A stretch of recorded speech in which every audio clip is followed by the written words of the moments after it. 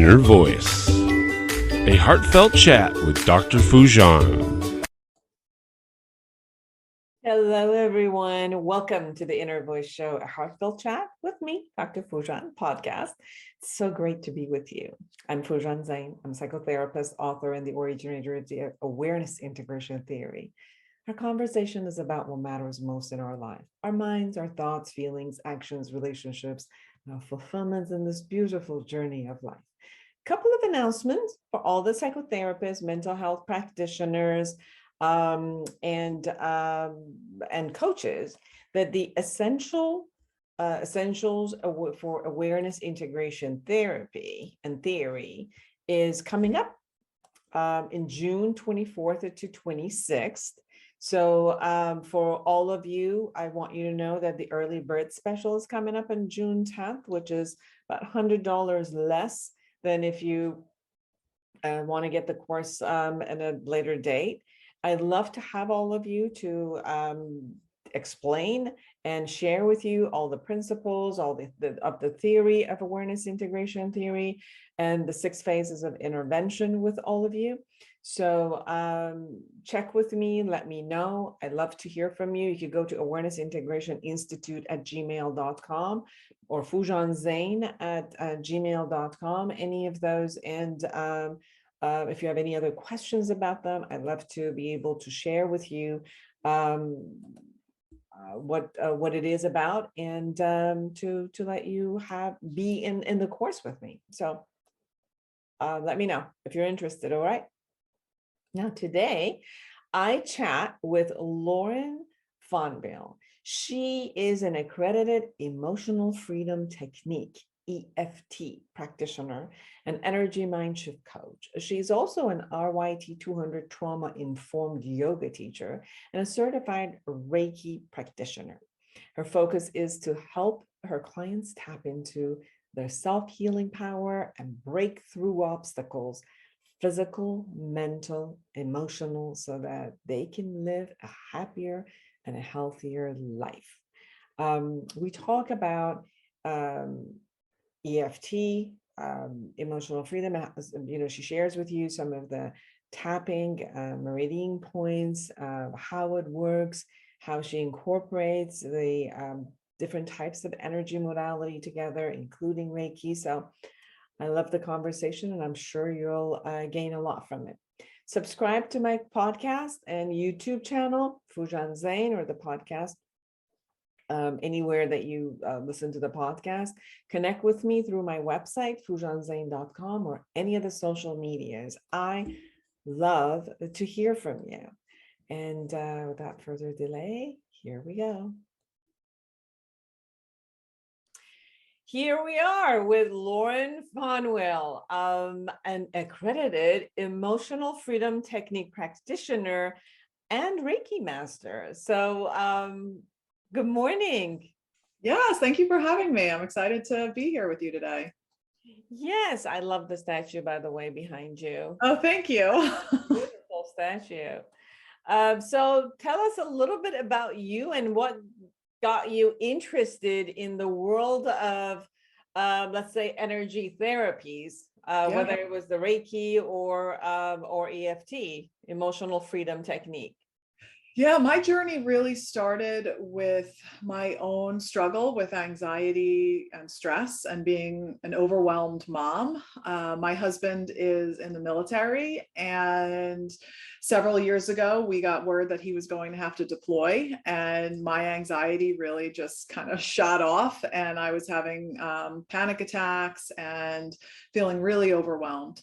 And so I was looking for some holistic ways of feeling better.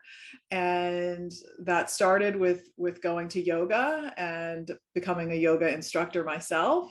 And being in the yoga studio, I was around a lot of people that were interested in energy work. And that's where I learned about Reiki and started studying Reiki, sound healing, meditation. And then eventually I learned and was introduced to EFT, and I thought it was super weird, but it made a real difference for me. And as I continued to practice these modalities and notice the difference in my own life, I really felt compelled to start sharing them them with other people. And so I went on to get certified in EFT so I could do just that. Beautiful. Yeah, I'm a master in Reiki also.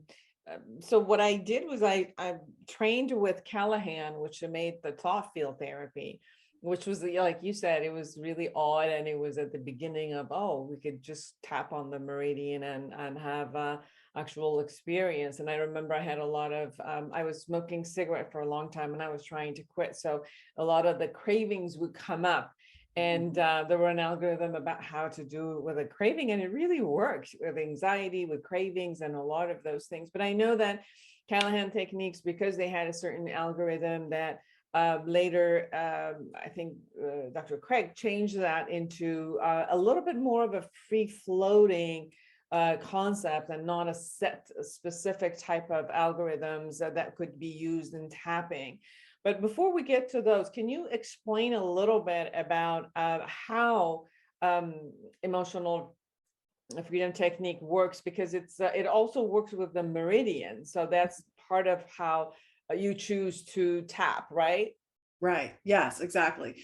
So yeah, for those people that are not familiar with what it is, EFT stands for Emotional Freedom Technique. People also refer to it as tapping, and it's this process of gently tapping on certain points of the body while simultaneously acknowledging the emotions that you're feeling.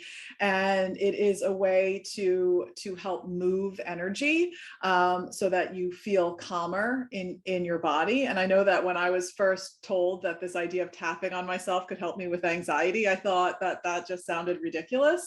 But then I went on to experience it myself, which I think is the best way. So if you're someone who's feeling, skeptical of this work, that's okay. I was very skeptical too, and it still worked. It's not something, you have to believe in for it to work, but you just need to give it a try. And so you tap on these points while acknowledging the emotion that you're feeling, which I think is different than what some other modalities would do. It's like, okay, if you recognize that you're feeling really angry, let's say, saying I'm so angry and tapping on the points, some people would be like, well, wouldn't that just make you more angry because you're acknowledging that anger? But what it does do is that it lets you feel that anger. It lets you experience it so that you can move through it, as opposed to, okay, saying, I acknowledge this anger, but now I'm going to say a positive affirmation and say, I'm so happy, right? But like, if you do that, it's not really allowing yourself to have what you're having, so to speak. And this is the work that it does. It allows you to experience the emotion so that you can move through it, as opposed to suppress the emotion, which I think is more of the norm of what most people do. We've been taught we don't like to feel angry, sad, frustrated, those intense emotions. So we push it down and we distract ourselves. And while that can work in the short term, it doesn't work for the long term. So this is a practice that helps you to hold space for however you're feeling so that you can move through it in a healthy way and move towards those better feelings authentically, right? Like, so slowly moving in that right direction. Well, I mean, I think that a lot of people have experienced acupuncture, acupressure, where that has been shifting the energy of the meridians in the body in order to bring somebody from an ailment into a little bit more of a balanced concept, and a lot of releasing the blockages that are there. And these techniques from, TFT, EFT, all of the tapping techniques also showed up from the same element and the same concept, that if you're tapping into the path of the meridian, it actually works as releasing, and then releasing the blockages, which are getting created even from your emotional kind of stagnation, let's say, or an emotional charge that suddenly shows up, and an extreme emotion changes the elements of your body where you are not in balance anymore, let's say. And it seems like tapping allows you to come back in some sort of a balance in your body. Now, are there specific, for example, tapping points for different types of emotions, or is it more of like, one of the things that I have learned from the Eastern concepts and the EFT was that, some of the meridians endings are all near your fingers and the tap. So, and then there was another one that I would do with the eyebrows on the other sides and different parts of the body. Are there particular areas that you tap on because of particular emotions, or is there like a free format and a flow to this? Yeah, so it's really just following the protocol of tapping on all of the points, regardless of what the emotion is. And I think that's part of the simplicity of it, is that once you learn the points, you can just do some tapping and breathing. And I love that you mentioned the finger points, because those are some of my favorites. And I often tell people that when you're out in public, if you're not someone who wants to be, tapping on the top of your head in the middle of Walmart when you're waiting online and getting frustrated or something like that, it's very easy and indiscreet to just squeeze these points at the tips of the fingers. And it's a great thing for kids too, like if they're nervous before a test, to just tell them to take some deep breaths and squeeze these points. And I think one of the wonderful things about this is that some of the work that Dr. Peter Stapleton has done has shown that tapping on these points reduces the amount of cortisol pumping through the body. And, cortisol is the stress hormone. So by just simply tapping and breathing, if you can reduce the amount of cortisol in your body, you're going to begin to feel calmer. And when you feel calmer, you can think more clearly and feel like you're in better control. So it's some powerful stuff. Yes. And I think that part of the criticism that I had heard throughout these years around this is, is this a psychotherapy? Is it a form of a therapy? Is it not? Is it sustainable? Is it not? And I know that most of the psychological associations have not necessarily accepted it as a psychological based theories, and it's more has gone through the energy therapy kind of associations and that category. So the categories are a little bit different, although it works with emotions, but it's not necessarily known as a psychological theory. One of the conversations that I had heard a lot is it sustainable? If you do this, does it stay? My experience when I've done it with myself, or have heard clients do it, and I've worked with them, is that it is a temporary release that which is still beautiful and wonderful, the same way that, when you talk about exercise, you talk about anything else. You don't talk about, okay, I eat once and I'm going to be full for the rest of my life. It is fulfilling the satisfaction at that moment. You're exercising, and as long as you're exercising, obviously you have the muscle tone and you have all of it. And when you stop exercising, your body's going to be different. My answer has been, of course, even if it is temporary at that moment, that is releasing and shifting something for you, beautiful, awesome. And when you have the technique with you, you can always have it. So what are your thoughts about this conversation?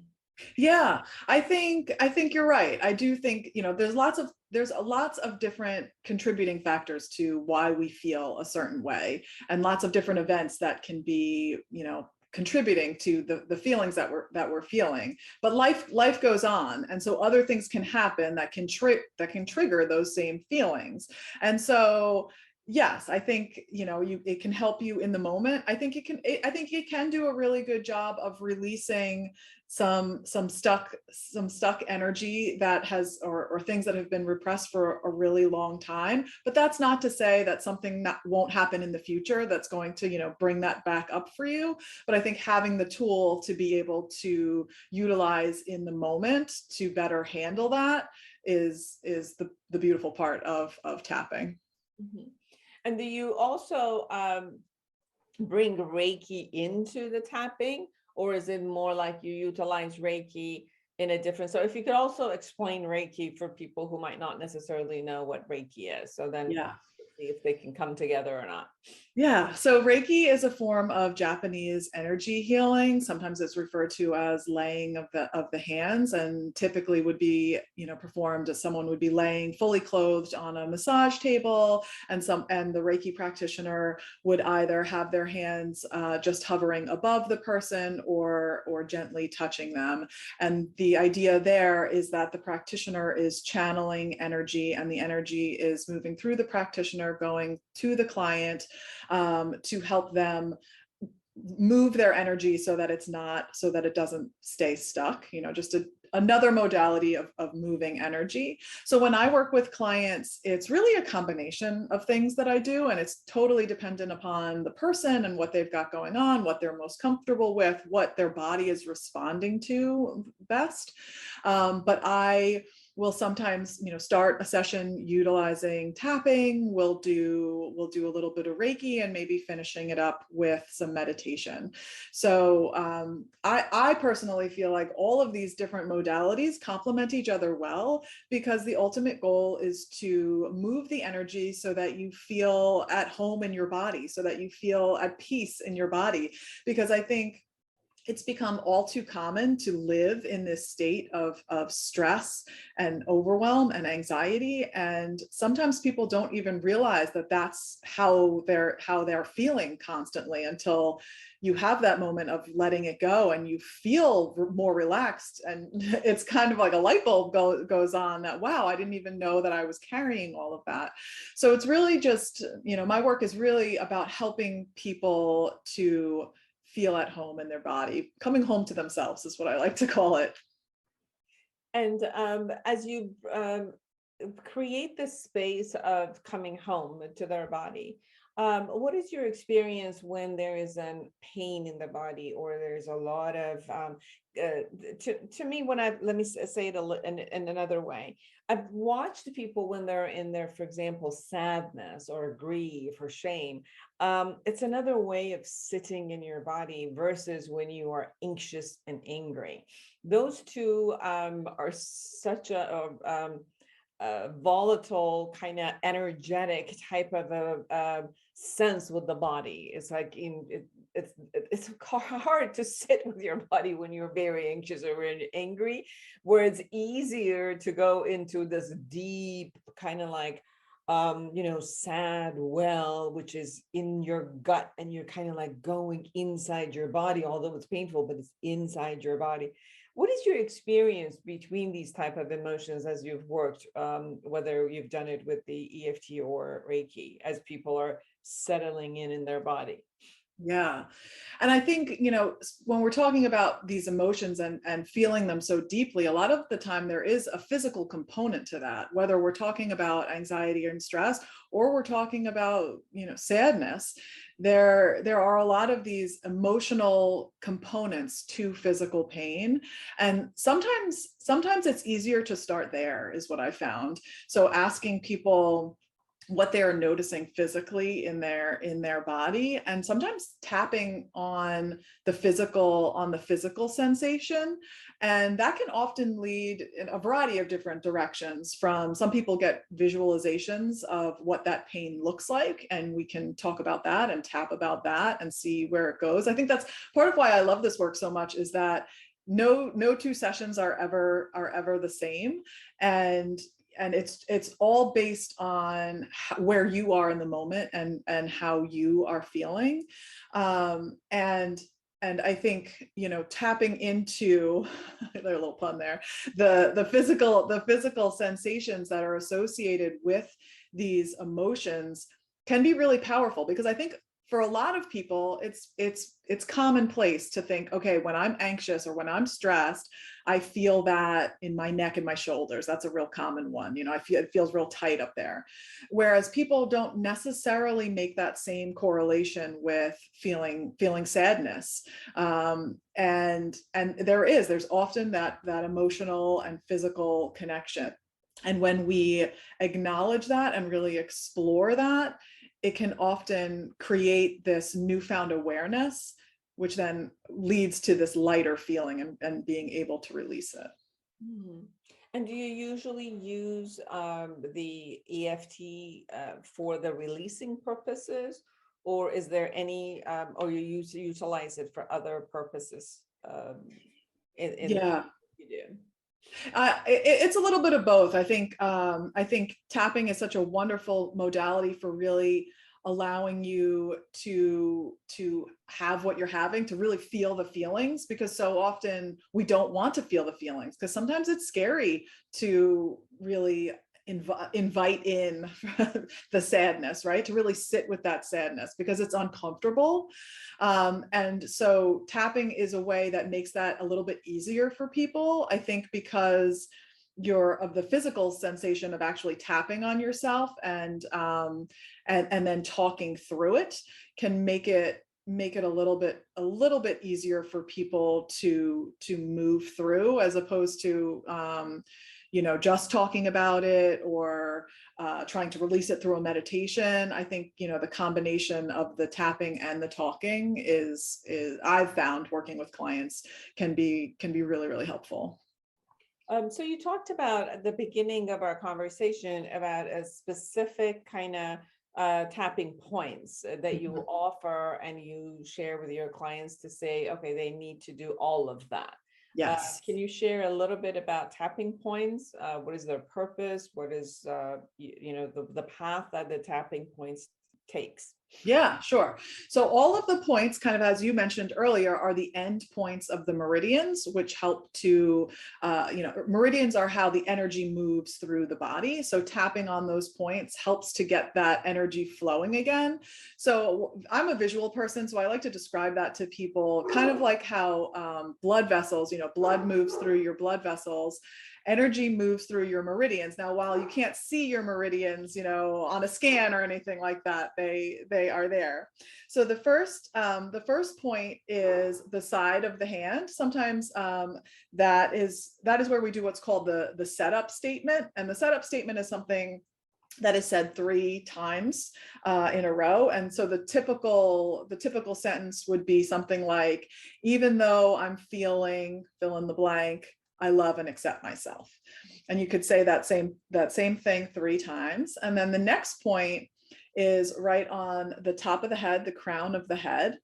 And so if the sentence was, even though I'm feeling so angry, I love and accept myself, then when we come to the top of the head, we would say, I'm so angry. And so we're just going to hold space and acknowledge that emotion.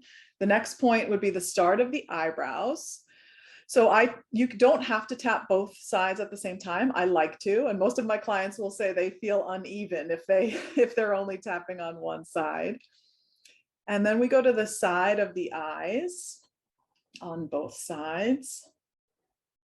And then we go underneath the eyes. And then the next point is underneath the nose. And so for underneath the nose, I tend to like to use my index finger and middle finger, but some people prefer to kind of do this sideways, taking the index finger and going sideways, almost like you're having a little mustache here. But it's totally up to the person, what feels most comfortable. The next point is the chin point. So really the crease of the chin. And then the next point is the collarbone. So right underneath the collarbone on both sides, the fleshy part. And then the next one is underneath the arm. So for women, it's the center of the bra strap on the side of the body. For men, it's about 2 inches from the armpit. And you can do one side and then you can do the other side, or you could hug yourself and do both at the same time, whatever feels best. And then I also like to include the gamut point, which is this point between the pinky and the ring finger on the back of the hand. And that's it. Those are the main points of the protocol. But just like how you were mentioning earlier with acupuncture, right? So some of these points that we just tapped on are very similar to the points, or are the same points that an acupuncturist would be putting the needles in at. And so we do have these points all over our bodies. But those are the main ones that we use for the tapping protocol. But then I do like to always add in the fingertip points, because I find them helpful, whether you're tapping on the side of the finger or just squeezing squeezing the bed of the nail on each finger. And that's another thing. Like some of my clients, I've worked with quite a few patients who have or clients who have fibromyalgia. And if you have fibromyalgia, you can be very sensitive. And so I have had clients that there are days where they don't feel comfortable tapping. The tapping is bothersome. So instead of tapping, they just apply light pressure to each point and hold the points, and it can be just as effective. So that's always another option if you're someone who doesn't like a point for a particular reason, or just doesn't like the sensation of the tapping. I've also experienced sometimes when I'm really tired, and I need to be able to focus, or I'm beginning a show and I'm kind of like not centered, that these type of the tapping, going through the whole gamut, it really helps. It brings me clarity, it centers me, it kind of like brings me into kind of being sharp in the present moment. And like my whole body and on a cellular level kind of starts vibrating. It's like, I'm alive, I'm here, I'm present. And it really, really supports, it supports you becoming present. And I think part of it also, when there's a lot of extreme emotions, where it takes us away from being present in a sense, and it just takes us into some, rabbit hole our brain is going to.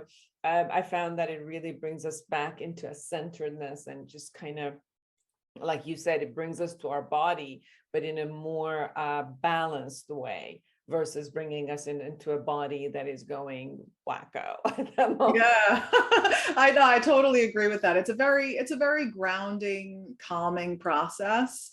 I've also found it to be very helpful to do before meditating. I have a lot of people tell me that that they can't meditate, that they have too many thoughts. The monkey mind is too much. And I found that walking people through a tapping exercise and then going into a meditation helps to kind of clear the cobwebs and let go of some of all of those thoughts that are going back and forth in the mind, so that you can create the space to really sink into a meditation more easily.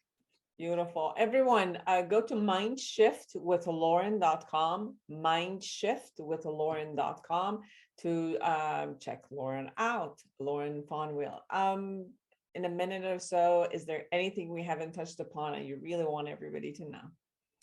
I would just say that truly all of the answers are within, and the answers are there. You can access them. And sometimes we need a little help doing that. And tapping is a beautiful tool that can help with that. Beautiful. Thank you so much, Lauren, for being with us and sharing your skills and your gifts to the world. Everyone go to mindshiftwithlauren.com to see what she does for all of you. So thank you for being with us. Thank you so much for having me. And for all of you who are out there, create an amazing world for yourself and everyone around you. And until next week, bye-bye.